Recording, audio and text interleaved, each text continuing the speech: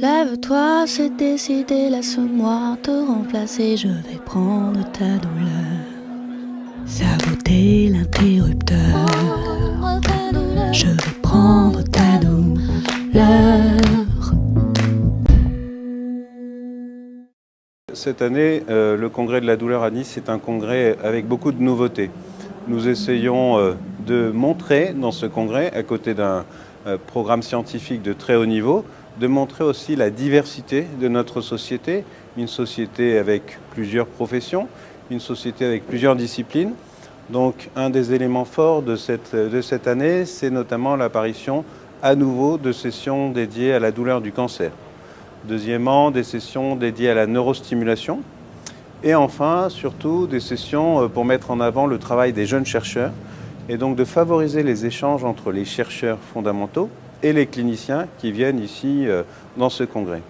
Enfin, une autre partie du congrès est aussi une dimension politique et nous avons dans notre congrès donc différentes sessions qui sont dédiées à discuter entre nous de nos difficultés, de nos approches et puis de tout le poids politique que nous pouvons représenter avec les associations de patients et tout le travail que nous allons pouvoir faire maintenant avec le livre blanc de la douleur 2017 qui nous permet d'aller voir les autorités de tutelle, les politiques, les parlementaires dans nos régions mais aussi au niveau national.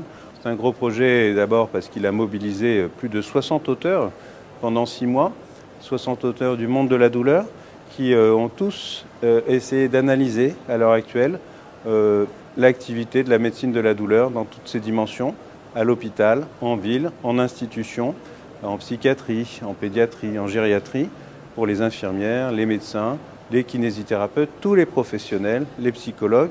Donc un gros travail, une masse d'analyse énorme, mais surtout un travail de proposition. On n'est pas seulement là pour faire l'état des lieux et se lamenter, mais on est surtout là pour imaginer, créer, faire des propositions et donc inscrire la douleur dans la médecine du XXIe siècle. Une médecine de la douleur, c'est une médecine dynamique, transversale, qui s'intéresse à l'humain, mais qui s'intéresse aussi à la science, à la technologie, aux nouvelles technologies, notamment de communication et de e-santé. Donc montrer que la médecine de la douleur, c'est une médecine moderne et qui va participer à l'amélioration de la santé de tous pour de nombreuses années. C'est un congrès très riche, très varié, où il y a différentes spécialités dedans autour de la douleur, qui permet d'échanger avec des confrères, avec des paramédicaux. La douleur, c'est le point d'intérêt de tout le monde, et donc il y a pas mal d'échanges autour de nouveautés également et de recherches scientifiques. Pour moi, Nice, c'est la plus belle ville du monde et la ville la plus intéressante, donc je suis ravi d'organiser ce congrès ici à Nice, qui est très riche en hôtellerie, dans les palais de congrès, l'organisation, avec ce temps magnifique. Voilà, je souhaite que tout le monde profite de son séjour ici. Conformément à ce qu'est la Société française d'études et traitement de la douleur, nous avons cherché à faire un programme pluridisciplinaire, voire intergénérationnel. Et ce programme pluridisciplinaire touche à la fois des aspects cliniques, des aspects de recherche fondamentale et ou clinique, et aussi des aspects épidémiologiques, puisque cette science se développe quand même dans tous les domaines de la santé, et en particulier celui de la douleur qui n'y manque pas. L'interdisciplinarité est une chose importante, et on voit dans les sessions plénières, mais aussi au-delà dans d'autres aspects du congrès, une interaction entre les chercheurs fondamentalistes et les cliniciens.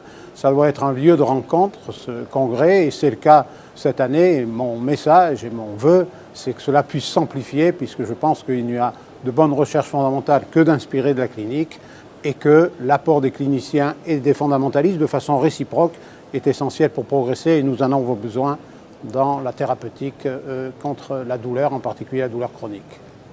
Merci beaucoup. Je vous en prie.